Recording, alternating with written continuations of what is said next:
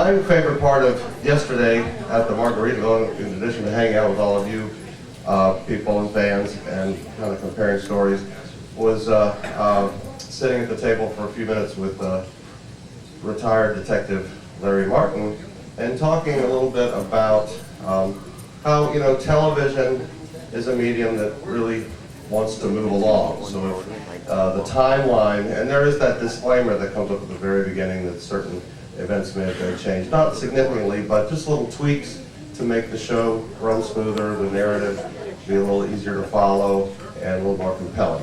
So I'm going to ask Detective Martin to speak for a few minutes about those kind of things and whatever the hell else he wants to talk about. He's retired, he can talk about whatever he wants.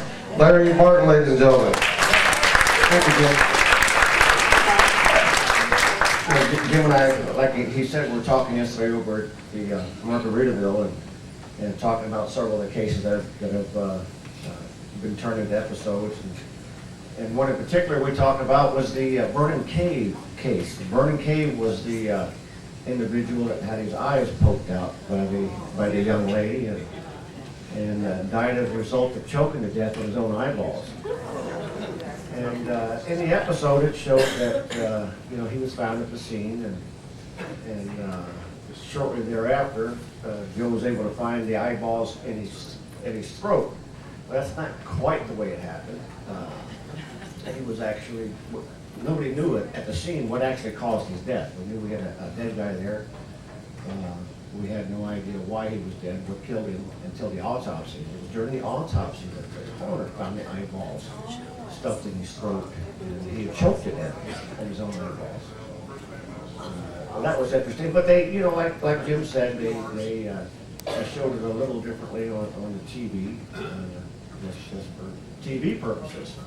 And that happens every now and again, and a lot of people will say, well, Joe did an awful lot of these interviews with all these witnesses and whatnot, and he did. But a lot of them were done by other members of the team who reported back to Joe on what they learned during their part of the investigation, and whether it would be part of the crime scene or part of the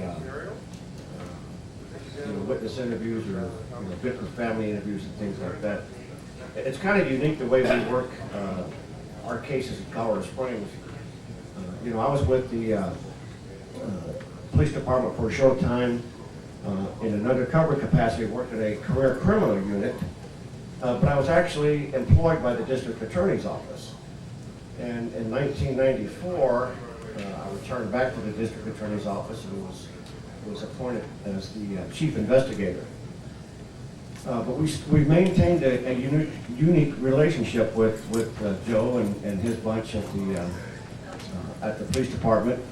And whenever a homicide occurred, dispatch would notify Joe, and Joe would notify his team to respond to the scene. A call was also made to our office. We always sent an attorney and an investigator to every homicide scene. And the reason for that is when an arrest is made, it's our office that prosecutes that case. And we may follow that case through the court system for a couple of years before it ever reaches trial. And there's a lot of trial preparation work that needs to be done. Our thoughts way back in the day were, what better way to have somebody understand that case than to be there that night when the investigation started and follow it from day one. So a lot of jurisdictions don't do that. We did, and it worked very well. It works that way to this day.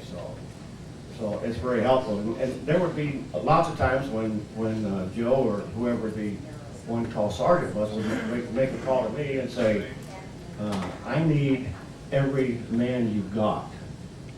I had 23 investigators working for me, and we'd send them all out. And that happened on quite a few occasions because, big crime scene, lots of witnesses, depending on the type of case. So, that's how we actually got involved in working these cases with Joe or his predecessors. And it works very well. And I get that question a lot because, a lot of police officers like to watch this show, and they would always say, why would the district attorney be involved in doing a homicide investigation? Well, that's the reason why. And it works very well. And another thing that Jim and I were talking about yesterday, that as far as these cases go, is, you know, people will pick up on little things here and there. We've got a group back home that Wednesday night, homicide night, we have dinner night. And we have sometimes 18, 20 people get together for dinner, and we'll watch the episodes. And if somebody has a comment, they gotta raise their hand, and the team would be calling to what's your comment. Well, Larry, when did this homicide occur? Well, 1984. Well, you know, there was a flat screen TV in that hotel room. Okay, let's get past that, okay? And a lot of people comment on, well, you know, that's a newer car that they were driving, or whatever. You know, that's TV. You just got to get past all that stuff. So we had fun with that, and we have a great group. And I understand that there's other people that start to do the same thing, having little dinner parties and inviting people over to enjoy the show and comment on the cases and whatnot. So, but you know, do you guys have any questions? Right here, yeah. We're 23 investigators, all police officers. Yes, district attorney investigators in the state of Colorado are police officers with full arrest powers and whatnot. Yes, sir. Sir, with all your time at the CSPD, you work with Mr. Kenda and his team. Of all the federal agencies you've ever worked with, which one was the most challenging to work with and why?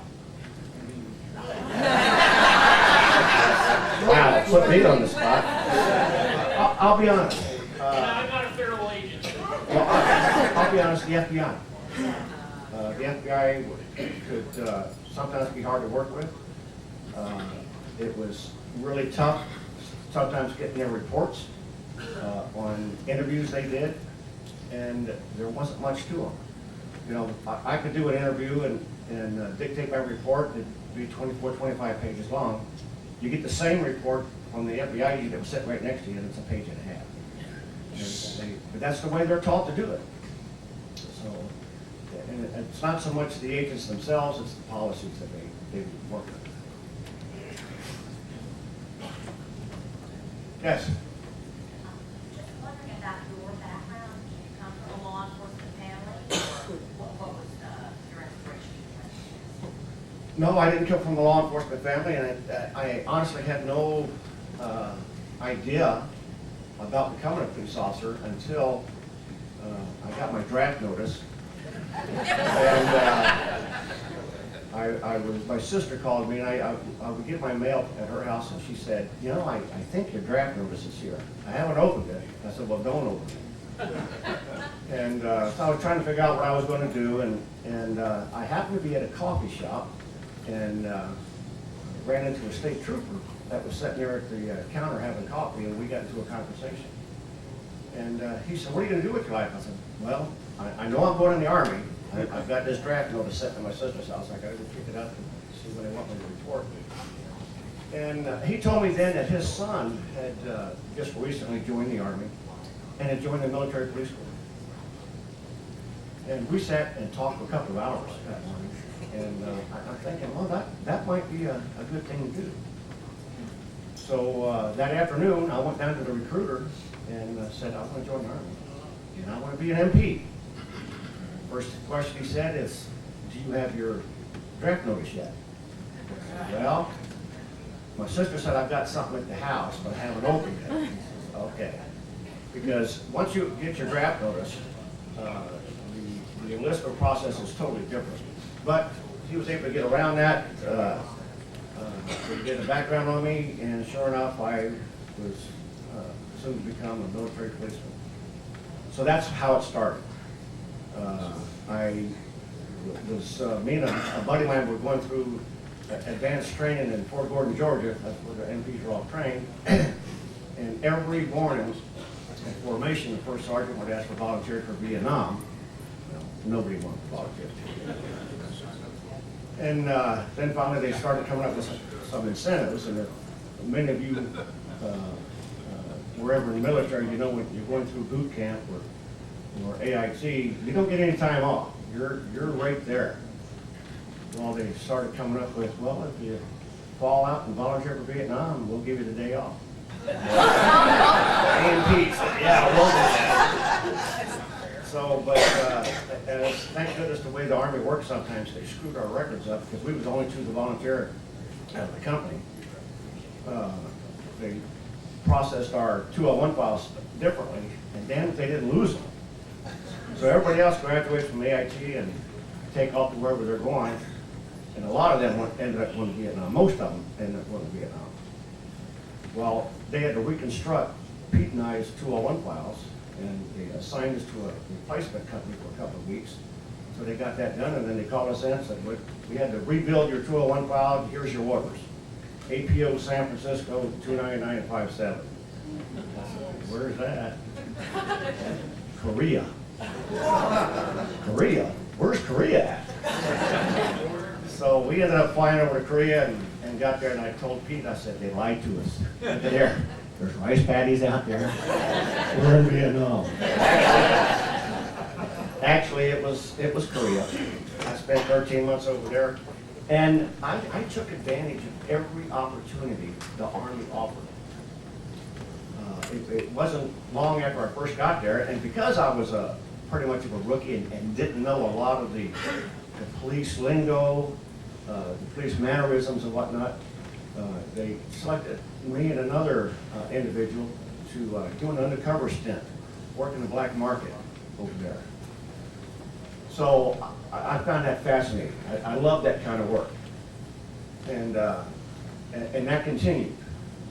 When my tour was up in Korea, I got orders to report to Fort Carson, Colorado, and that's how I ended up in Colorado. I was originally from Oregon. So I reported to Fort Carson, Colorado, and worked in the patrol division out there for about 6 months. And then they called me in and said, you know, we want to start an undercover narcotics team. You want to be part of it? You bet. That sounds like a lot of fun.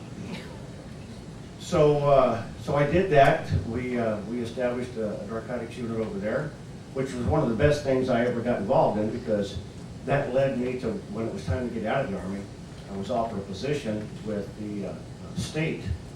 They had a narcotics unit they called the MEGS unit, MEGS 1, 2, and 3, that were funded by the state. So I ended up getting out of the Army, and when I was in the Army, I had long hair, ponytail, and beard, and they asked if I could get out of the Army looking that way without shaving or anything, because they wanted me to continue that look. So I had to get a special permission from the colonel to get out that way, and they let me, but I still had to dress up my Class A uniform to go through finance. But long story short, I got out of that, and a week later, the governor disbanded all the MEG units, so I was without a job. So I went home to Oregon, applied for unemployment, and they said, well, you have to go on this interview because there's a police officer position open. Okay. It's at the Warm Springs Indian Reservation. I'm a white guy. So, but I go over there and interview, and right away they decided, and still long hair, ponytail, beard. Right away they decided that they wanted me to go to work for the Bureau of Indian Affairs in an undercover capacity, gathering intelligence on the AIM movement was really big back then, American Indian movement. And we just had 2 FBI agents, one from Colorado Springs, that were murdered in Pine Ridge, South Dakota. So they were trying to do anything they could to get intel. John Kohler, yeah. Or, yeah, Jack Kohler, not John, Jack. So anyway, I did that for a couple of months, and I'm realizing that, you know, I'm by myself out here. I've got no cover. I could end up dead in one of these arroyos out here, and nobody would ever find my butt. So, but Lieutenant Dalton from the Colorado Springs Police Department gave me a call out there and said, we're starting another narcotics unit. You want to be part of it? You bet. So I went back to Colorado Springs, and I've been there ever since. So I worked with the Colorado Springs Police Department in our narcotics division for a couple of years, and then I was actually paid by a smaller police department assigned to Colorado Springs Police Department I went back to work for them after a couple of years as their chief of detectives. And then shortly thereafter, I was hired by the district attorney's office. And I spent a total of 38 years, a little over 38 years with the district attorney's office. And retired. All right, so what we're going to do now is we're going to have a little dynamic duo going on here. By the way, something that Larry mentioned, we get a lot of questions on the fan page. It's like, what's that? How come Carl's holding one type of gun, and then Joe Kenda in the promos in Colorado Springs, he's got another type of gun, and what kind of gun did he really use? And I believe it was a Kimber 1911 Custom. Is that right, Joe? Yeah, it's a Custom Pro 2, it's a Kimber model. It's a 1911 A1 made by them, which is a kind of a custom operated. They're all smooth parts. Combat trigger, and there are various things you get when you pay $1,200 for a handgun.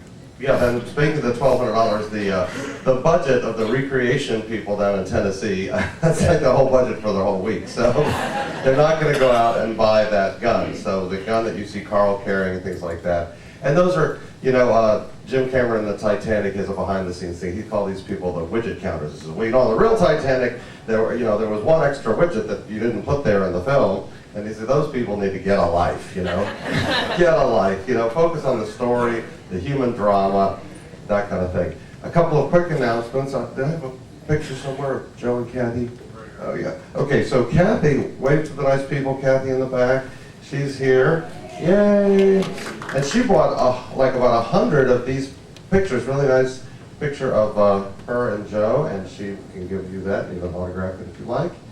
And we still have a few t-shirts left, so we'll see my brother John in the back at cost of $20. We have water in the back. So I'd like to pass the microphone over to Joe now and ask him to talk a little bit about how he works not only with Detective Martin, but his whole team, how he would decide, okay, I'm going to assign you this particular task or these tasks, because it's a really interesting subject. So, Joe, you want to?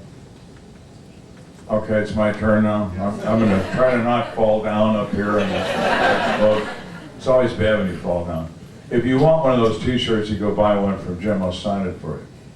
A little incentive to buy it. I'll tell you one quick story about the FBI. Somebody asked a question about federal agencies. This is funny, okay? We had a case involving a homicide that a federal suspect was involved. We finally determined, So it was important for me to go to the FBI regional office in Denver and get a copy of their bank robbery report that this guy was involved in, because I was interested in companions. I knew where he was. He's in Leavenworth as a result of the bank robbery, but I want to know who his buddies are that might know about this case that happened years before he did the robbery. The FBI case report is called the 302. It's the federal form 302. That's where they write their reports. And to them, it's for the Rice minister's eyes only, and the 302s, well, he can't see the 302. He's not a special agent. Oh, God. Anyway, so I go up there to this place, and it's a really impressive looking building, as you would expect. And I walk in and I make my demand for a copy of the report. And they look at me like I'm speaking a foreign language. They go have a meeting about it. I'm sitting out drinking a cup of coffee. They're discussing this with the senior agent in charge of the Denver office. They finally come out and they say, well, you can have the report, but you can't have the page numbers. What? Well, we need to block out the page numbers because you're going to have a partial federal document and you can't have the page numbers. Whatever. You know what I mean? So they sent this kid, who is also a special agent. I was going to ask him what was so special about him, but I didn't do that. And they're going to send him to a copy machine, and he's going to have a little piece of opaque plastic, which is going to block out the page numbers, because Kenda can't see those. Oh my God, So this kid's an idiot. So he puts the black opaque plastic on the wrong side of the page. So when it prints my copy, it has all the page numbers, and there's a black square on the other corner. You know what I mean? Now they're escorting me out of their office. 3 agents are taking me to the elevators, like, get out of here, right? So as the elevator doors closed, I held up the report and I said, I've got the page numbers. Just as the doors closed, right? They're running down the stairs. I get in my car and I take off. So I'm like halfway out of Denver, and I get a call from my boss, Morris. He says, yeah, so why are you screwing with the FBI? Because they deserve it. And I told him a story, and he says, okay, never mind. Come back. So I came back with a report. Oh my God, that's the feds. I mean, they have a mindset. J. Edgar Hoover is running them from the grave, okay? He may be still wearing, like, a garter belt and nylons, but he's running them from the grave. I mean, that's the way it is. And it's interesting that they will not. It's everything about image. The working agents are wonderful guys. The management are politicians. Let's have a press conference. That's all they want to do. Press conference. The FBI today did this. Yeah, okay, whatever. But anyway, that was a funny story about the page numbers. What Jim was talking about, when you go to a homicide scene, we designed a call system that could be expanded to any level depending upon how complicated the case is. But a basic call team is a supervisor, usually a sergeant, and 3 detectives. There is a victim detective, a suspect detective, and a crime scene detective. They all have specific jobs. They each work independently of each other, and I am the conduit by which that information comes. So you do this, you do that, you do this, you come tell me what you find out, then I will use that information to make further assignments. So I direct everything that happens in the way that I want it to happen. The most important guy out of that threesome is the victim detective. You know why? That's the most important thing to know. Who is this victim? Tell me about them. Are they homosexual? Are they bisexual? Are they married? Do they cheat on their wife? Where do they get their dry cleaning done? Where do they work? Where do they buy their gas? What do they do? Do they have a secret life that nobody knows about? Where do they spend their time, and who do they spend it with? Because somewhere in that circle of people, the likelihood is great that somebody in that circle made him look like this. How big is the circle? And you work the circle from outside in, so as not to alarm the suspect. So that victim guy is important. The suspect guy tries to develop a suspect immediately through interviews with family or interviews with neighbors. Who was an enemy, who was here, who was trouble in this person's life, man or woman. And the crime scene detective, his job is to protect and preserve the evidence and gather sand. Unfortunately, in many places, a crime scene occurs, and Larry can attest to this. A blaring trumpet is heard, and the world's largest band in the world arrives at the crime scene. You have deputy chiefs stepping in the blood, captains standing on their gun, everybody wanting to get their picture on the news. They contribute nothing other than their appearance. I cured that by giving them all subpoenas. Oh, yeah. Well, you were there, Chief. You're going to come to court. Well, I don't have time. That's a subpoena. It's got your name on it. That's an order of the court. They figured that out eventually. Then they stopped coming. You know what I mean? We got a new chief of police once, so I'll tell you this is a funny story, too. New chief of police from California, Kramer. He's a retired 2-star commander from LAPD. His wife is a screenwriter, and they have a great deal of cash.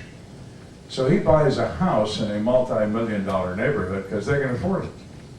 Well, his neighbor gets knocked off. A woman is found multiply shot to death in the living room of her $800,000 house right across the street from Kramer. He's only been the chief for 10 days. The deputy chiefs all show up. The captains all show up because after all, it's the chief, you know? The new chief, we're here to impress the new chief. There is a mob of, there's more brass there than I ever saw in my life. It was like a staff meeting in the street in front of this woman's house. Kramer comes down his driveway. He's wearing a t-shirt and a pair of shorts. And he looks at me and he says, "You're Kenda." "Yeah, I am." "You Kramer?" And these other guys are, you know, kind of looking at me, and he says, "Yeah, I am." The former chief was James D. Munger, who also was from LA, and Kramer and Munger were friends. And Kramer said, "Munger told me about you," meaning me. I said, "Oh yeah? What did he say?" He said, "You know what you're doing." I said, "Good, I'm glad he said that." "You know what I think, Chief?" He says, "What?" I said, "You live in a bad neighborhood." He starts laughing. The staff goes, "Oh my God, did you hear what he said? Did you hear what he said to the new chief? Oh my God!" You know, I thought it was really funny, but so did he. He says, "What can I do to help you?" I said, "Can your wife make coffee?"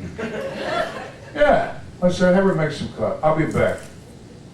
He came back with a pot of coffee, paper cups. You know. He's a good guy. But the management, the politicians, no. That was fun. Anyway, so the 3 people can become 6 people, they can become 9 people, they can become 12 people. How many victims? No. How many people are dead here? How complicated is this going to be?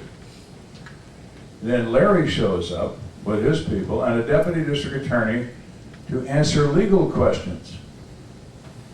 I've got a lawyer with me at 2 in the morning. I'm almost a lawyer, but I'm not a lawyer. So we want a deputy district attorney. Larry's almost a lawyer, but he's not a lawyer either. So there are moments when you wind, well, what do you think? You know, do we need to write an attachment B to the search warrant? It's all complicated stuff, okay? I'll tell you one other funny story. I give the mic back to you. When I first started, okay? My first case, the one you've seen the episode, I never made out an arrest warrant. I've never even seen one. You know, so I thought, well, what do I do now? I know who the guy is. You know, it's Fred Henry Swain. I think I need a warrant. You know, yeah, that's what you need. So I go to the sergeant. I said, "Sergeant, I've never made out an arrest warrant thing. You know, I don't know what the thing is you make out." So, "Oh yeah." He says, "Come here," and he pulls out an application affidavit and all the necessary paperwork. Hands it to me. He said, "It's self-explanatory.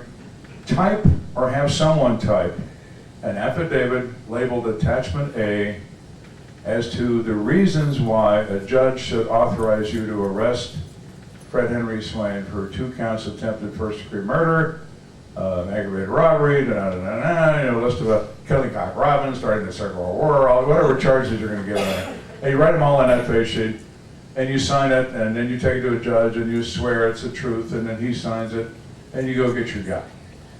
All right. So I sit down. He's right. I look at it. Okay, it's all right. I start filling everything out. I get to the bottom.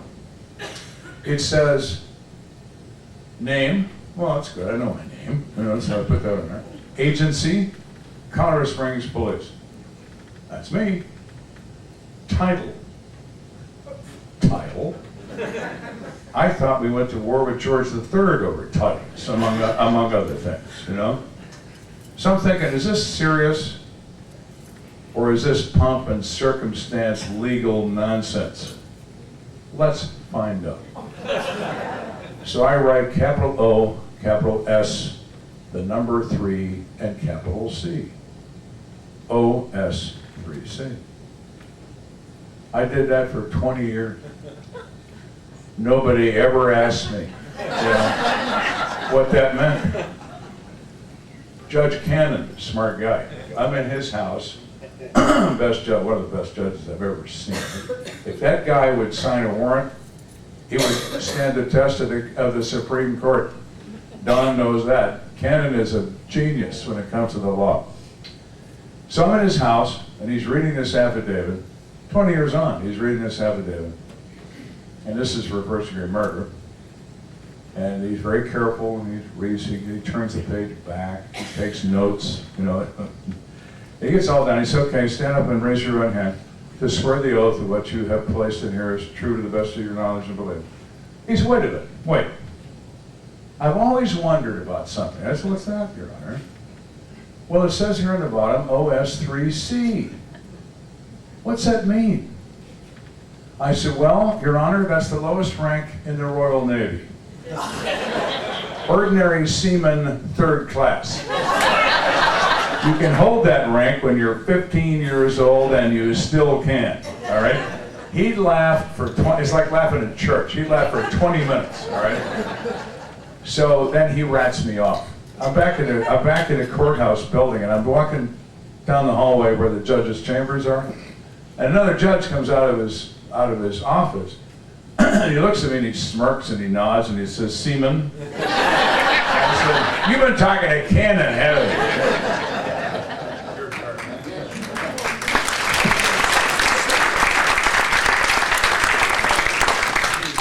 Something else I wanted to mention that was kind of unique to Colorado Springs, and it's something that we've been doing since I was in the office back in, the early 70s.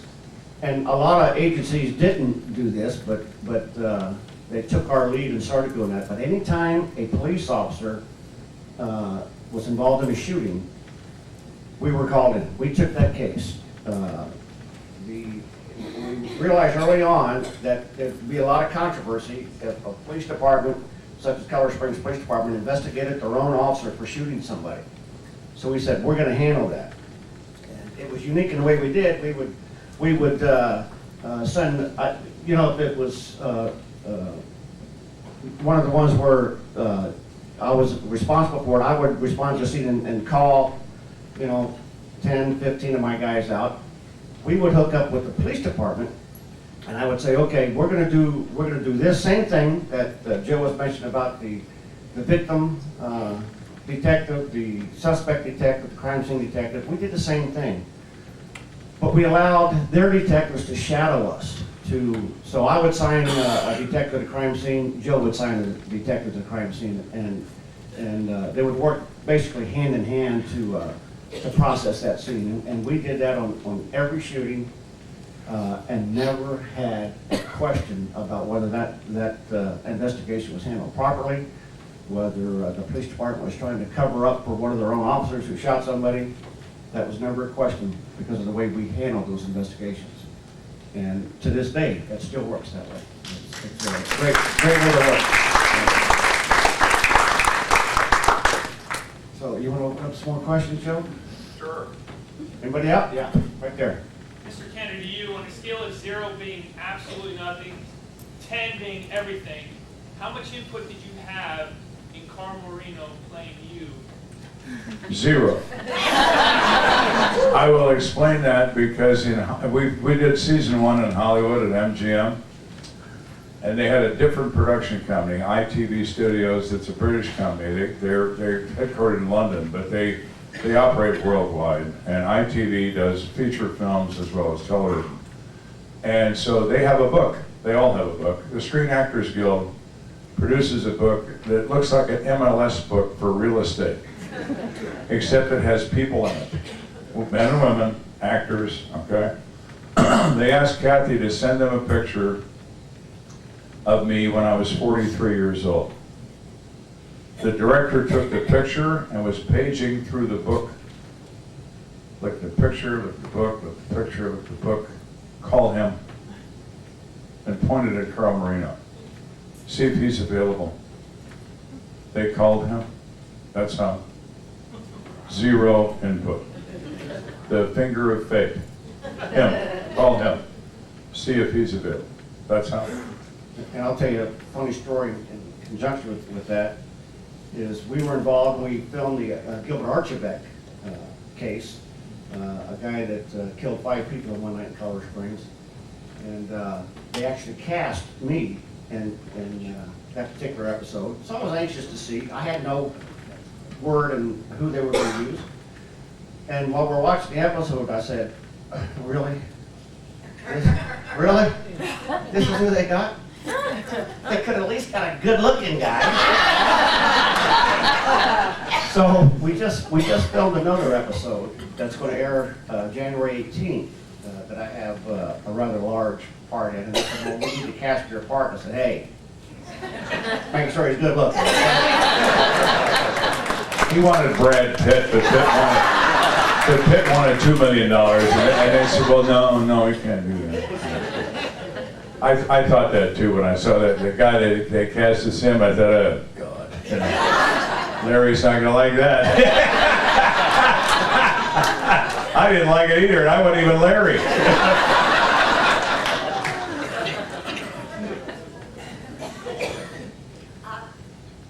Did Carl Marino have to audition, or was he just selected? And then also, I don't understand the hierarchy in a police department, the proper way to address a policeman, should you see one. If you see a policeman, call him officer. If it's a man or a woman, their name is officer. All right. There are a lot of terms applied to police, some of which are not to be repeated in mixed company. You know, but for the most part, you call him officer. The PDs have military rank structure. There's lieutenants and sergeants. There's not a lot of them. All right, they don't have a lot of them. And there's captains and deputy chiefs and commanders and all kinds of different ranks that they have. But there are very few people that have those ranks, and they generally aren't in the street. They're desk jockeys. You know, they don't come out and meet the public. Everybody else is a police officer. So you meet a police officer. For an officer, may I ask you a question? There are many people. That's what's interesting to me about the news coverage currently about police shootings and the press beating the hate drum 24 hours a day. There are 800,000 policemen in the United States. 800,000. In the course of 1 year, they contact members of the public in excess of 6 million times. Everything from directing someone to their hotel that they cannot find, to arresting someone for first-degree murder. Of those 6 million contacts, less than 4% result in a violent confrontation. Of that 4%, less than 2% of those result in a death. So where is the war that the press discusses? It's in their own mind. There is perception, there is reality. The press is into perception, which is why I consider them to be unprincipled swine, but that's just a personal opinion. But that's how you address a cop. Excuse me, officer, may I ask you something? Yes, ma'am. What would you like to know? They are officers, man or woman. And if they're wearing a rank insignia, it doesn't mean anything to you. It means something to the other policeman, you know, but it doesn't mean anything to you. He's still an officer, you know, you don't have to get involved in that. But well, what kind of officer are you? You know, a police officer, you know? That's all. You don't have to decide, you know, who he is or what, you know, is he got scrambled eggs on his hat, you know, or is he's some kind of important guy? And no, he's an officer. Okay? Yeah, and a little follow-up on what you mentioned there about the press and whatnot. When I was flying in to take this cruise, we had a layover in Atlanta. And we're walking around, and I saw a sign, and I said, yeah, that's nice. And it said, thank a troop. Thank the military. Buy a troop a cup of coffee. I said, that's nice. But I realized also that there was more police officers killed in the United States last year than any military person who died in the war last year. That's the truth. That's the truth. Think about that. The thing about it is everybody loves firemen, right? There's firemen in here. Everybody loves firemen. He's a fireman. He's got a Dalmatian. He's going to save my baby. He's got a big red truck. Oh, man, you know. He's going to come to my house, he's going to chop my front door down with an axe, and then he's going to put 60,000 gallons of water, high pressure, over everything I've ever owned in my life, and he's going to destroy them. And then my insurance company is going to drive me crazy for 6 months trying to recover maybe 20% of the value. But I love firemen. I love them. You know, a policeman knocks on your door and you shoot at him. You know, he doesn't have a hose. He's not going to hurt anything. It's crazy stuff.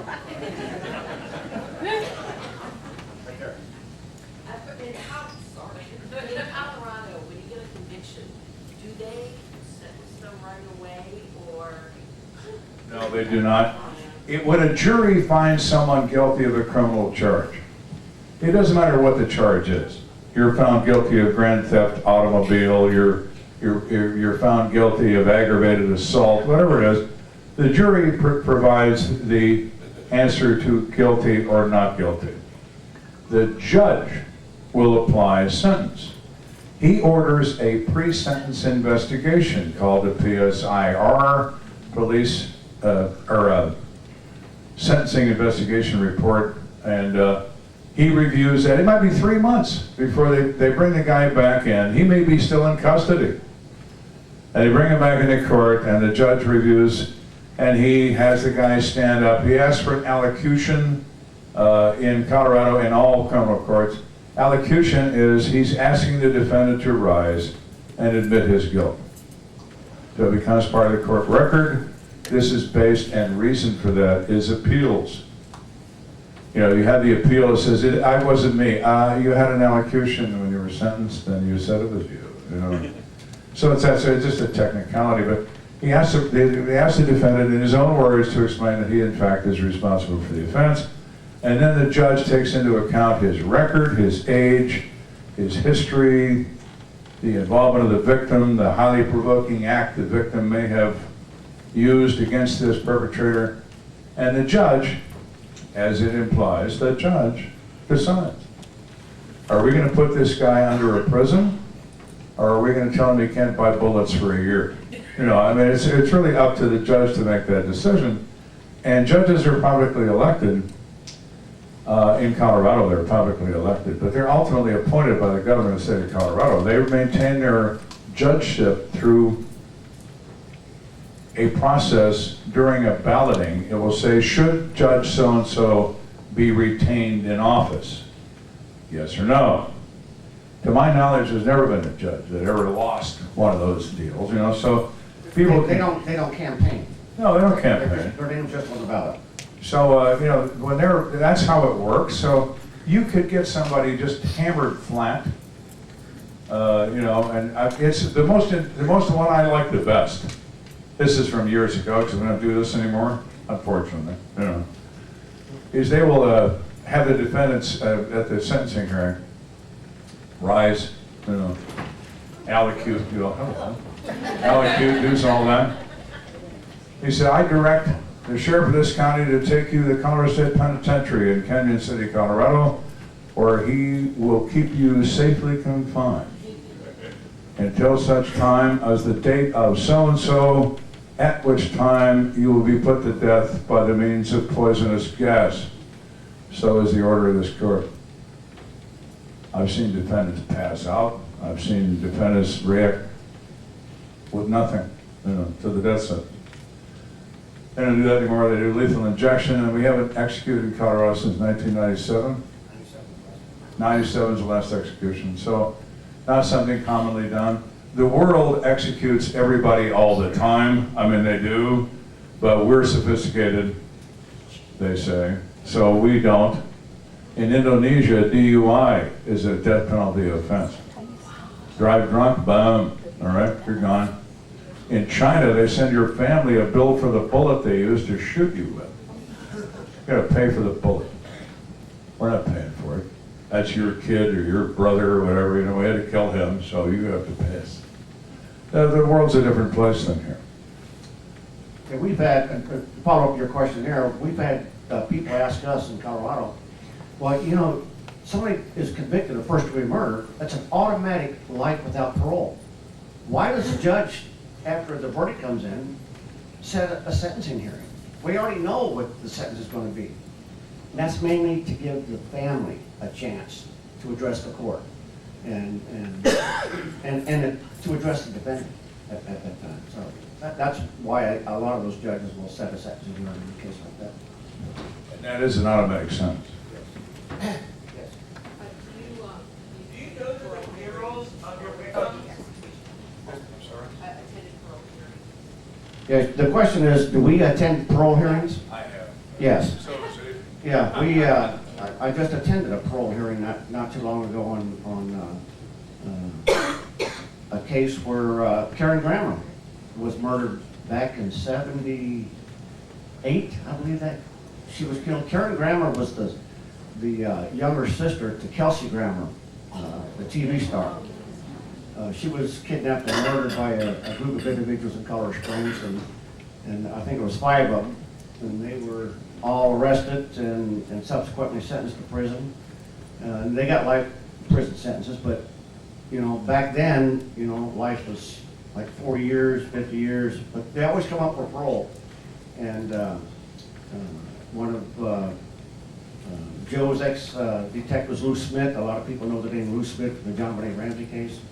Lou Smith, I, and Bob Russell, the district attorney at the time that prosecuted that case, went to the penitentiary and attended that hearing. Kelsey Grammer was going to appear to testify, but he got stuck in a snowstorm in New York and couldn't get out of the airport.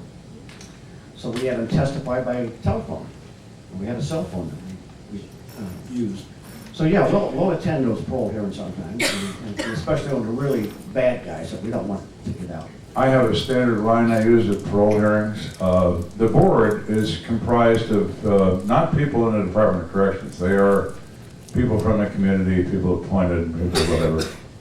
They change them every couple of years. So these are people that are supposed to be impartial and, you know, listen to the, and you always have the defendant or the defendant's mother gets up and says, he was always a good boy, she was always a good girl, he went to church every Sunday, you know, that sort of thing.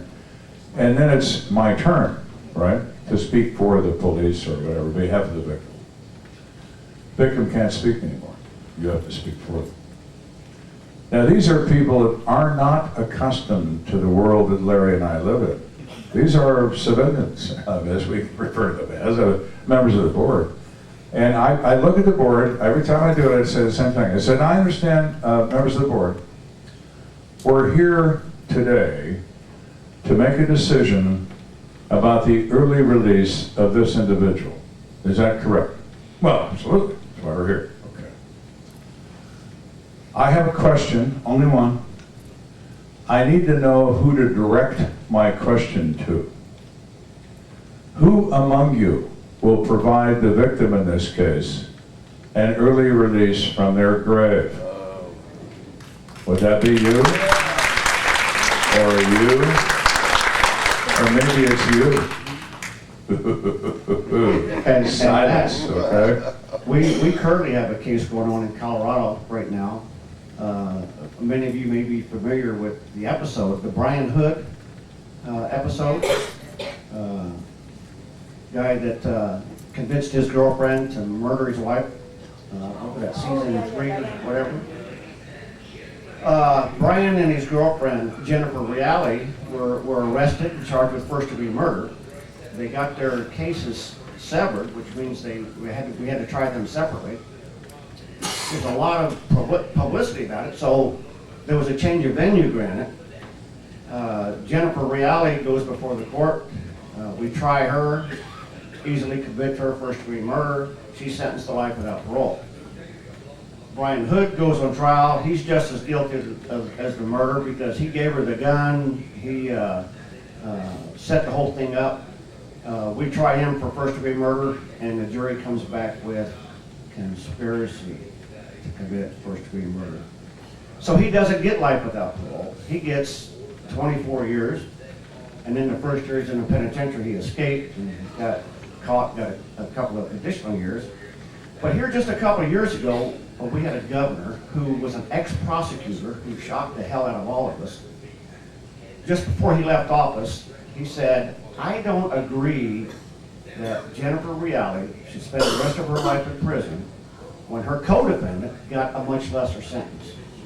Therefore, I'm going to commute her sentence, make her eligible for parole. She is out of prison now, but she's still under the confines of the Department of Corrections in a halfway house in Denver.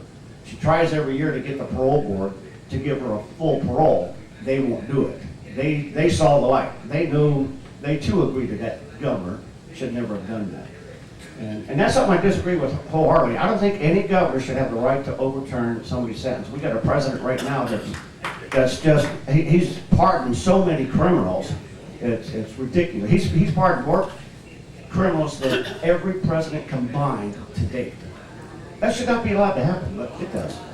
I always thought we should have an entertainer at the parole board hearing. Some of you remember her, Connie Francis. The spotlight would come on, Connie Francis would come out in a gown singing, "I'm sorry, so sorry." It's an amazing thing that people go to prison and they wind up believing they don't like prison. Prison's not a fun place to be. So I want to get out. I want to get out. Don't kill people. And you won't have to be concerned about being in prison and making license plates for a living. You know. So yeah, it's an incredible thing. It's the frustration of the work that Larry and I spent our lifetime doing. We can bring them to the court, we can bring them to justice, and justice sometimes fails miserably. You can't let that get to you, sometimes it does. But you have to get up off that one knee and you gotta go do it again. Let's go get another one and see if we can make this one work and get all the stars to align and all the people lined up in a row, and maybe, just maybe, somebody will put this guy away. Now the feds have a different view. You do federal time, you're gonna do federal time. The press in this country is so stupid that they talk about how this federal prisoner is gonna get out on parole. The federal penal system stopped the parole system in 1987. If you get sentenced to 20 years in a federal penitentiary, you go in on a Tuesday, 20 years later on a Tuesday, you get out. There is no good time. There is no parole. There isn't anything, all right? Now, we have a guy in Leavenworth who we have a death sentence on. It probably wouldn't stand up now, but we have one on him. But the feds have another policy. They will not release a prisoner to a death penalty state until they have their pound of flesh. You got to serve your federal time, then you can kill him, but not until we punish him some, you know what I mean? So this guy's going to get out of Leavenworth when he's 136. I don't think he's going to make it, you know what I mean? That's their policy. Hard, fast, and done. And a federal judge is God Almighty.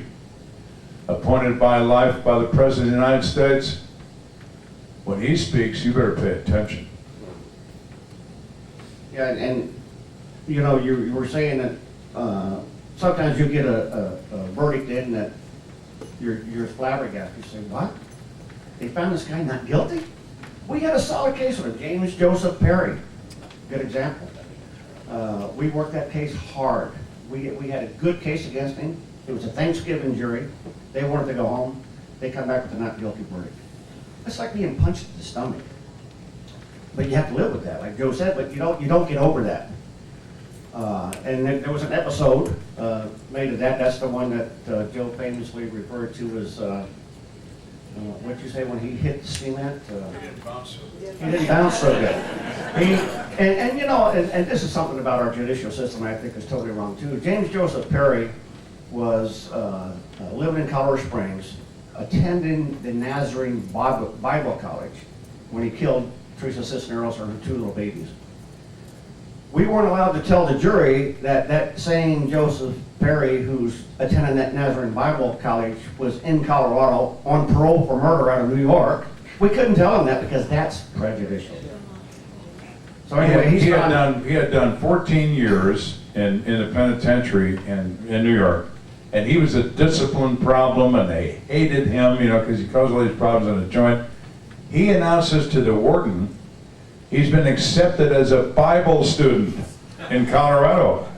What do they see? The golden ticket. Get him out Let's here. get rid of this son of a bitch and send it, so they interstate compact him to Colorado. It's an agreement of states for paroles and so on. And there they go. See ya, Jimmy, you know. They send him to Colorado Nazarene Bible College. They text him as a student. He has a tape recorder in his car. He secretly tape records sex between he and the other students and plays it for his friends. Oh, he's a nice man. Yeah, he's a You know. nice guy. Oh, yeah. But he's found not guilty. He goes back to New York. Mysteriously, somebody pushes him out of the 10th store window. He We hits both the have cement. alibis. Hey. Phone call comes in. Where were you on this day? Joe and I were having coffee in Colorado Springs. We were together, we have photographs, we have video. NYPD says, what should we do with this? I said, put it in the had it coming file. And they did. That's an unsolved case. They sent me a picture of dead Jimmy on the sidewalk. He looked like a number 10 can of tomato sauce on the sidewalk, right? I kept that picture on my desk for 7 years. When I was having a bad day at work, I would open up my drawer and I would look at dead Jimmy and I would feel better. Yes, right here. Did you have any cases that ended in a mistrial that you had to repeat? Yeah, we've had numerous cases that end in a mistrial for various reasons. And yeah, we retry them. Sometimes a mistrial will be called because a jury just can't reach a decision. It's split, you know, it's got to be unanimous in Colorado. And one person can hold up a jury trial. You get a mistrial. It's up to the prosecutor then whether he wants to retry that case, especially if it's one where it's 11-1, yeah, we're going to retry that case. Other times a mistrial can be caused because a detective's on the stand testifying and says something that's, he had been instructed earlier that, you know, we're not going to go there, but the defense attorney tricks him and asks a question about that and he answers it, mistrial. But we try those again. Victor. Good morning. Joe, if you could just bear with me, a number of your fans around the country sent me a few questions just to ask you. Uh-oh. Okay, but they're mostly simple, so just That's bear with okay. me. Go ahead. This is the most complicated one. You might know that really wanted this said in front of everybody. You have apparently been on Twitter or something with her personally, answered it, so maybe, you know, she's from Pittsburgh. Okay, she said, she wants you to please explain that they never say go for Kenda, that your call sign is 1X-ray 1. That still bugs me, that the producers think this is no big deal. You even tweeted me that they never use the name over the radio and walkie-talkies. I know you told me you have nothing to do with production, but hell, it's just not accurate. Maybe we should have James Cameron answer. That's a widget counter. No, they don't use names in the police radio. They use call signs for that reason. I'm not on Twitter. I have people who are on Twitter who say they're me, but it isn't me, all right? But it's people at the network that do that. I have, on Facebook, I have, between all the sites, about 270,000 people. On Twitter, I have 35,000 followers. That's a full-time job. I don't have time for it. So I have girls at the network who deal with that. They deal with Facebook, they deal with Twitter. Police radios do not use names. That was something the production people did, and they did it, and have stayed with it, and it's going to stay that way. And if she's distressed about it, that's unfortunate. But the answer is we're going to go for Kenda. You know what I mean? Whatever. Okay, these are simpler. Did Lieutenant Kenda wear a gun around his ankle? No, I never did carry it would be a backup piece. I mean, there were a few very rare occasions when I carried two guns. Very rare. But I never carried one on my ankle because, you know why? You break your other ankle with it. Yeah, but it hurts. You walk funny. Okay. Did he carry a spare rifle in the trunk of his car? how did he prepare for a shootout if he only had the one gun in his holster? You never can prepare for a shootout. I mean, when it happens immediately. The average police shooting occurs at a range of less than 10 feet with a maximum number of 3 rounds fired within 30 seconds of the officer's arrival. You gonna prepare for that? No. Okay, were you exempt from jury duty when you were the boss? Now in retirement, can you be called to jury duty? Sure, I can be. I get tossed every time they do it. You know. My attitude is simple. Sure, bring the guilty bastard in. You know, we'll have a discussion about what he did. You know. So the best line I ever heard from a juror, a potential juror, was a Colorado cattle rancher from out east, and wearing his best Stetson and a really nice looking suit. And he sat down. He's about 70 years old. They called him up to the jury pool. And, sir, is there any reason why, upon hearing the facts and circumstances involved in this case, you cannot render a fair and impartial verdict against the person who's been accused? He looked at this guy, the defense attorney, he said, let me tell you something, Mr. Lawyer. If he didn't do it, he wouldn't be sitting there.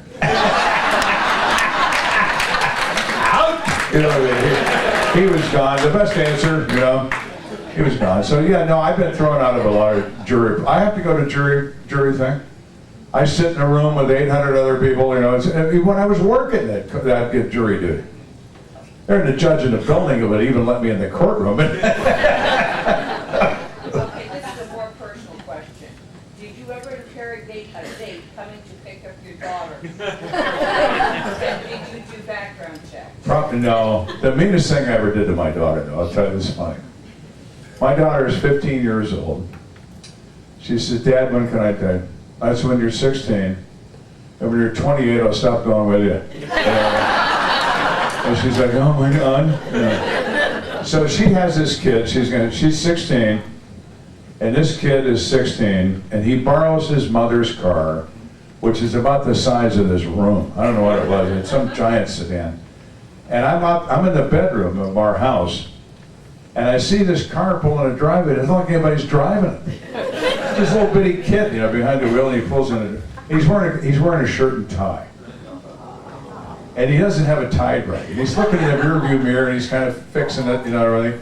And I have a little thing in the door, you know, and I watch him approach the door, and just as he raised his hand to knock, I jerked it open, and I said, "What do you want?" He couldn't even talk.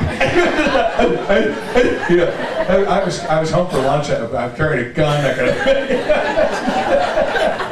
And my daughter comes down and said, "Dad!" I'm sorry. But no, I didn't do it. What we'd like to do now for the next 20 minutes is focus exclusively on questions that have to do with the working dynamic between Detective Martin and Lieutenant Kenda. Because remember, we have a whole hour and 15 minutes with only... Sorry, these are fans. No, but I'm saying talk about when. I'm saying, so save them for our next session. No, that's fine. So in fact, bring those questions back for our next section, which will be 10:45 to 12 noon. And those will be questions exclusively. We'll have Lieutenant Joe here, and we'll just focus on him only. But who has a question about either for Detective Martin or about the working dynamic between the two of them and the other officers in the force? Right over here. Yes. Yeah. When did No, you wait, first? Oh, sorry. We'll take her and then you. Sorry. My question was, have you ever had a defendant that maybe had just been found guilty try to attack you or scream at you in a courtroom? Yeah.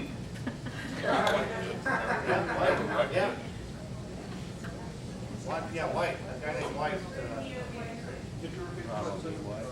Yeah, she wanted to know if we'd ever had a defendant yell at us or holler at us or scream at us in the courtrooms while he's being tried. Yeah, was it Ronald White, I think his name was? He was responsible for killing several people in the southern Colorado area. One of them happened to be in Colorado Springs. We tried him there. And yeah, he got pretty vocal in the courtroom. Yeah. But they didn't try to attack you, like, didn't go flying across the table after you or anything like that? Oh, no. He was in handcuffs and belly chains and had an SO deputy on each shoulder because he was a piece of work. All right. At first, he threatened the jury that he was going to kill all of them and kill their kids. And then he was going to kill Larry and I and kill our kids and our dog and, you know, and so on and so on. The lady from Ireland. When did you come in contact with Joe? At what stage did you? What stage did I come in contact with Joe? Yeah. Gee, long. Well, even when I was working undercover narcotics with the police department, we would be in contact with Joe and his team. We all worked pretty closely together. We worked in the same office, and so I didn't actually work for Joe when I was an undercover agent, but I knew him. We see each other on a daily basis. And that was 1974, probably when we first met. Yeah, we did. We both had dark hair. Yeah. He had blonde hair, I had brown hair. Well, we did. I mean, we have pictures, we could prove this. I remember one night particularly, years on, we had a homicide. Larry came out with, I forget who it was, I think it was Zook. He was mad that he had to call, you remember? Zook was the DA, and he was always upset he had to get up in the middle of the night. And this one was a mess, you know. Larry got out of the car, and I said, "Hey, Larry," he said, "What? You're not gonna like this." And he goes, "Oh, crap," because he knows that I know, you know, so I said, not good enough. But yeah, 1974, that was a couple weeks ago.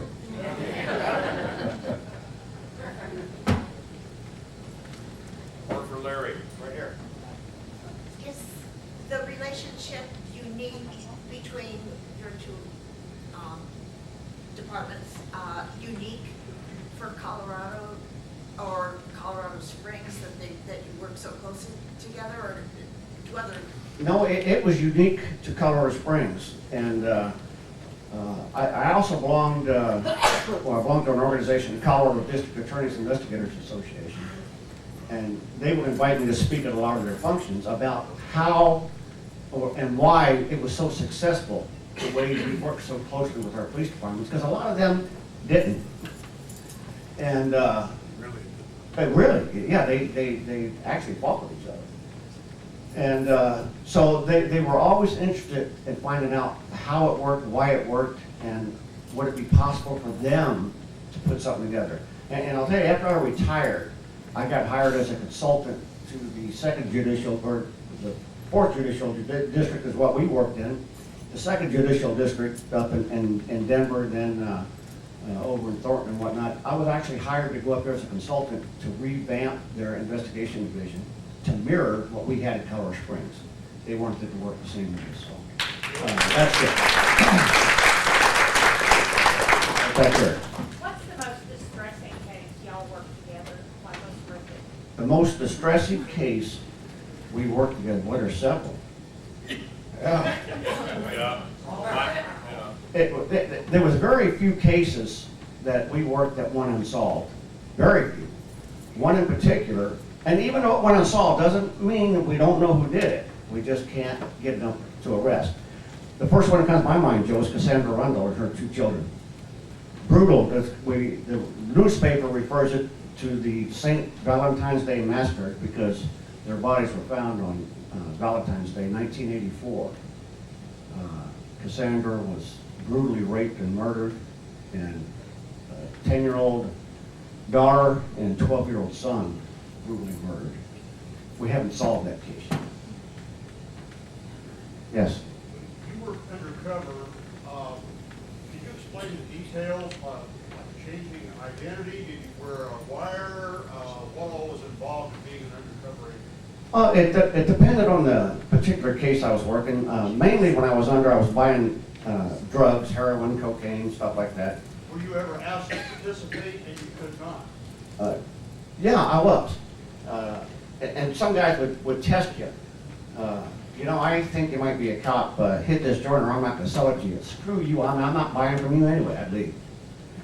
But there were several cases that I worked. One year in particular, I was hired 3 different times to kill people. One, I was hired to kill a police officer. I was hired to burn down a shopping center and hired to rob a bank. The police officer one was one that I really enjoyed working because I wanted to get this son of a bitch and put him away forever. But he wanted me to actually bring the cop's badge to him to prove that I had killed him. So Mike Ruggieri was the cop. Me and Tom, what was Tom's last name? Sergeant.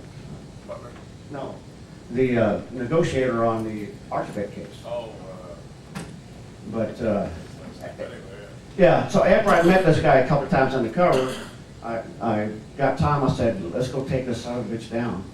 And we were sitting there and I gave him a CSPD badge. I said, it's done. He gets this whole shit-eating grin on his face. He's looking at the badge, and then I pulled mine out and handed it to him. And he looked at it and looked at me like, what the hell is this? Take him down, he's gone.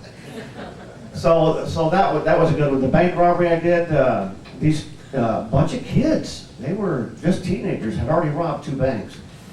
But they wanted to rob a bigger bank, and they wanted to kidnap the bank president, and they needed one more guy, so my informant introduced me to him, and it, 2 of these kids were Air Force Academy students. Good kids, except they were bank robbers. And the leader was a 17-year-old punk who tried to be Jesse James. Every time we'd meet in the kitchen of this guy's house, everybody had to put a gun on the table. He was that kind of guy. So that was real scary, especially when we took him down. We took that whole group down the night we were going to go over and kidnap the bank president. So that was pretty scary, just because the guns were involved. But yeah, so I hope I answered your question. When Larry worked, picture Larry with very, very long hair and a Fu Manchu. And once in a while a full beard, but very, very long, stringy, blonde hair. He looked like a heroin addict. I mean, he was like the perfect undercover guy, Which was unique at the time, because I also, in my off time, was a rodeo cowboy and rode bulls, and I'd show up at these rodeos and these cowboys would say, oh, really? Who's this guy? Right here. What year did you start working cases, and what year did you finish and retire? And in that time frame, how did technology advancements and everything affect how you went about a case or dealt with a suspect? I started in, I said earlier, 1974, at my civilian career, actually 72 in the military. And I officially retired as Chief of Investigations on July 31st, 2013. December 1st, I went back to work because I was bored to death. But I went back on a part-time basis and actually just finished up this May. I said, that's it, I finally retired fully in May. What about you, Joe? I started on the police department March the 6th, 1973. Mrs. Kenda had it to well over her head, and so had I. And 23 years and 6 months to the day, I retired. And I never went back. I never set foot in the police building until we started doing this show. But I started doing this because it's therapeutic to me. I feel better. I said more things that camera ever said to my wife. So. And yes, technology changed greatly over that span of time, especially DNA. Back in the day that we had blood types. That's all we could say what particular blood type was. Now they can tell you who your great-great-great-great-grandfather was through that little blood drop. So yeah, technology has gone along, and it's good, really a long way. Even social media, in the modern day, cartel people, hitters for the cartel, shooters that kill people, they're kids from Mexico, all right? They take pictures of themselves with their gun, with their foot on the victim's chest, like, look at me. So you arrest him, you know, let me see your phone. Oh, the jury's gonna like this picture. You're standing with a victim. And so all kinds of stupid things. People are stupid, people are dangerous. Primarily, they're just stupid. But there are also some of them that are dangerous. Yeah, So that does affect it. You know, anymore, we go to a crime scene, first thing we do is we also get a set of detectives, start canvassing the area. We want every foot of video that you can find. It's amazing how many times you'll see the suspect's car just right there. That's enough to put that suspect at that scene. We've got a case going on in Colorado Springs right now that I don't think I'd be out of line to bring this up, but a lot of you watch the show, you know Detective Brian Ritz, and he's not here right now. His brother was a firefighter in Colorado Springs. Their parents had a small ranch east of town and had decided to retire and move to Virginia. And Brian got a call that from one of the neighbors that there was some suspicious activity going on out at the parents' place, and trespassers out there and whatnot. So Brian's brother said, well, let me go out there and check it out. So he got there, pulled up to the gate, and noticed that there was a lock on the gate that shouldn't be on there. He took out a GoPro camera, set it on the dashboard of his pickup truck, and started videotaping. He climbed the fence, walking down the road, and out of the bushes comes this guy. Ended up being an illegal Mexican from Mexico, and he attacks him. There's a big fight going on in the middle of the road. Brian's brother gets knocked to the ground. The guy pulls out a gun, boom, boom, boom, boom, kills him. He videotaped his own murder. And that case is pending right now. And Brian's the one that found it. Yeah, Brian went out at, because he never heard back from the brother, went out there at 10 o'clock that night and found him laying in the ditch. Back here. If there's a murder case and an investigation, and the clues lead to somebody at the Air Force Academy, does the Air Force Academy say, nope, we want to investigate? Is there a jurisdiction? No, it's kind of unique with the military. You know, we have Peterson Air Force Base, we have Fort Carson, and we have the Air Force Academy. Well, Fort Carson is exclusive jurisdiction. Anything that happens on Fort Carson has to investigate, or the FBI. Same with Peterson Air Force Base. The Air Force Academy is actually owned by El Paso County. Any major crime that occurs out there, we handle. If it's a homicide, we give them the opportunity. If they want to prosecute a homicide, if it's military on military, we'll give them the opportunity to take that case. If not, we'll take it. If it's civilians on civilians, we take it anyway. So, so we have that's what we call concurrent jurisdiction at the Air Force Academy. Yes. Lieutenant Joe, when you were contacted about the show, how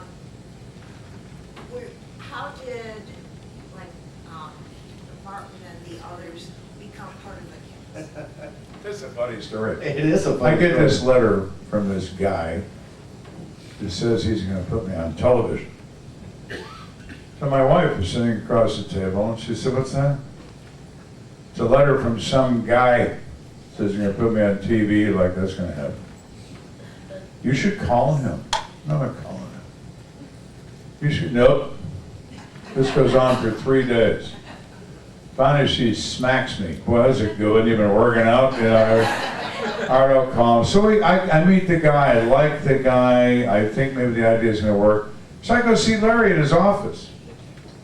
And Larry's looking at me over he's wearing reading glasses, and he's looking at me like this, you know, while I'm telling this story.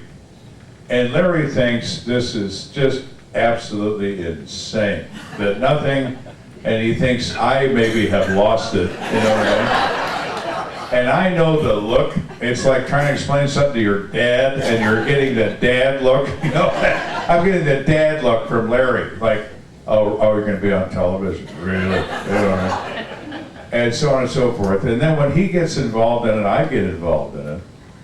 And it's turned into this. No one is more shocked than Larry and I.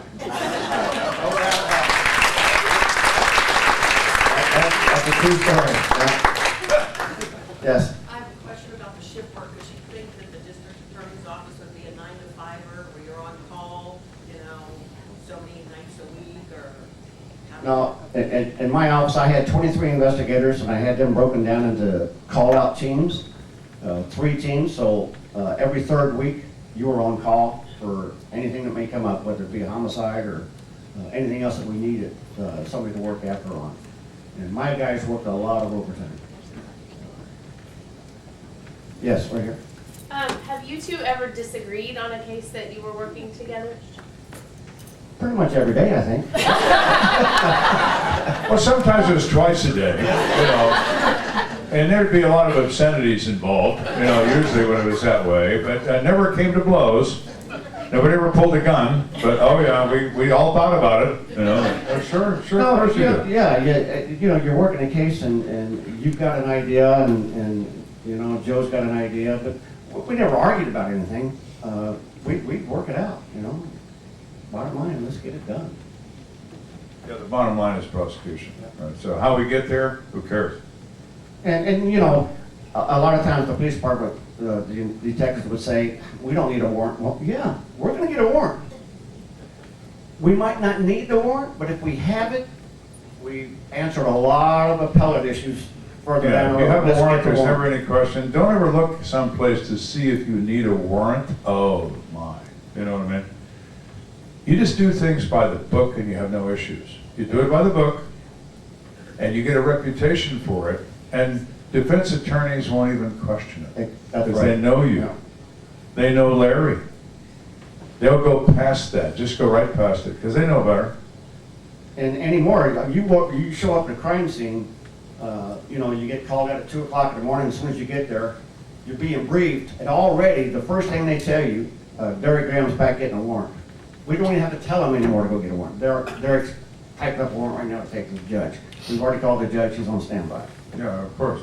I was giving an example of reputation. I was in court one time testifying in reality on the insanity trial. She had an insanity trial and she tried first-degree murder, neither one of them worked. Anyway, her lawyer, Elvin Gentry, is one of the best criminal defense attorneys in Colorado Springs. High-dollar dude. Her dad paid for it. A little over $1 million for Elvin in that case. The district attorney's at the podium and he's asking questions and he loses his train of thought.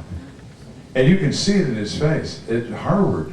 And all of a sudden he strangles. He's kind of staring around and the judge is like, and Gentry's like, and finally, he doesn't know what he wants to ask me. All of a sudden, he just he's gone. So he says, Lieutenant Kenda, what was your state of mind when you, and Gentry got up and snapped the pencil on the table and it stuck in the ceiling. And the jury had stuck in the celotex, And he said, Your Honor, the last thing I'll ever question is Lieutenant Kenda's state of mind. And the judge looked at Harvard, the DA, and he says, ask him something else.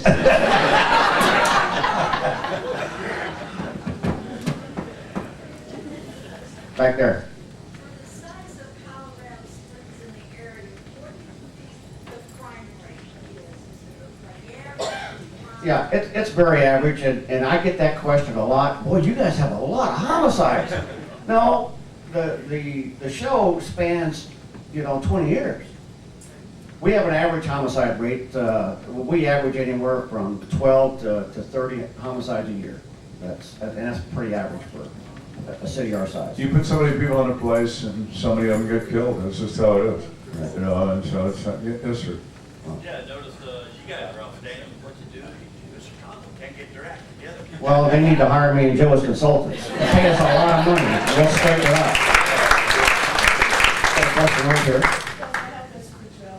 What prompted the first letter that you got about having a show? I'll explain that the next time in the next group. Do you any more for Larry? We have one more here. Yeah, right here. I was just wondering, since you worked together, who did the training on the younger detectives? Or how did you do the training on the younger detectives? How did you teach them how to look at a crime scene and evaluate it? Larry and I both did, and really, there's no time for formal training. It's baptism of fire. On the job training. Right, that's what I meant. You know, come here, come with me. See what I do, watch what I do, listen to me. And we made sure all of our detectives too received the latest in training. If there was a seminar coming up, and even just because they're a detective working in a homicide unit, we would send them to what is referred to now as a CSI school, so they can learn what that evidence on that ground is telling them. So they were all pretty well trained. Okay, we're going to take a 15-minute break. Wait, not quite yet though. This is the very last opportunity to get a second T-shirt at the at-cost price of $20. Also get good value. A question that he has not already answered 100 times in various formats, including but not limited to interviews, podcasts, Facebook forums, Twitter exchanges, all kinds of things like that. Otherwise, the people around you will roll their eyes, and Joe Kenda will be wanting to, but he's too well behaved for that, so he's probably going to just internally rolling the eyes. So, do we have a question here on something he's not asked 100 times? Yes, I was talking to Detective Brian and, is it Detective Julie? And they said to ask you why the series is not available on DVD. It is. It is available. Seasons 1, 2, 3, and 4 are for sale on the investigationdiscovery.com website. They won't make 5 and 6 available until 6 has been broadcast in the United States. Okay, so 1, 2, 3, and 4 you can buy now, and 5 and 6 you'll be able to buy probably in the spring. Okay? Now, all of the episodes are also on YouTube. They're also on Hulu. They miss no opportunity to make a nickel, trust me. The television business is a money business. In fact, television is almost a license to print money, okay? Not everybody goes to the movies, but everybody watches television. They do. So we've got fans here from Manchester, England, who came over here because they watch it on Sky Network. Yeah. This show is currently broadcast in 190 countries in 100 languages. I get autograph requests from Tasmania, from Moscow, Western Australia, Riyadh, Saudi Arabia, Indonesia, you name it, I get requests. It is remarkable, the coverage. So they plan the issuance of DVDs around their broadcast schedule, because broadcast pays more money, okay? So that's all about the money. Probably the smartest thing anybody ever said to me in Hollywood at a party, number 3 guy in the company, Discovery Communications, which is the most successful and largest communications company in the world. They're kind of under the radar, but they own 43 networks. They own Oprah Winfrey Network. They pay her $10 million a month to use her name. Not a bad gig if you can get it, but OWN belongs to Discovery. If you're watching television in China, you're watching a Discovery program because they have an exclusive agreement with the PRC. You know, they're everywhere. But he told me this story, and it's really true. He said, Joe, and what matter anybody ever says to you, remember this if you don't remember anything else. It's not show friends, it's show business. It is absolutely cutthroat to the max. I've been at meetings with executive producers at Discovery. My executive producer loves me because he became a senior executive producer because of the success of the show. So now he's making 1.2 mil a year. He's a happy guy. Of course, he spends 1.4, but what are you going to do? You know? Yeah, he took me to we're at Discovery in Silver Spring. And he said, come on, you go to this meeting. I don't know, meeting? No, you have to, come on. I got to go to this, just take 2 minutes. There's a boss in the front of the room. There are 12 executive producers around the table. 12. He's going around the table talking to him. The guy in the end, he says, Frank, your show last week was last in the ratings. If it's last next week, go look for a job. Now, and this guy turned purple, okay? As if you're an executive producer for them, you make $750,000 a year. And here goes a $750,000 a year job, you know? Go look for a job. And they made it. Right now, I am the Dog and Pony Show. I'm the #1 show on their network. Oh, it's crazy good. They love me. They're giddy. They don't love me. They love the fact I'm covered in dead presidents. That's what they love. It's the money. But it's one of these days going to be Joe Who. I'll tell you 4 stages of fame. Stage 1, the director says, who's Joe Kenda? Stage 2, the director says, get me Joe Kenda. Stage 3, the director says, give me a young Joe Kenda. Stage 4, the director says, who's Joe Kenda? That's reality. I know that. I told my wife that. I said, baby, this is going to hit the beach like a ton of bricks. But right now, surf's up. So, right away, take the money, take the limos, take the first class air.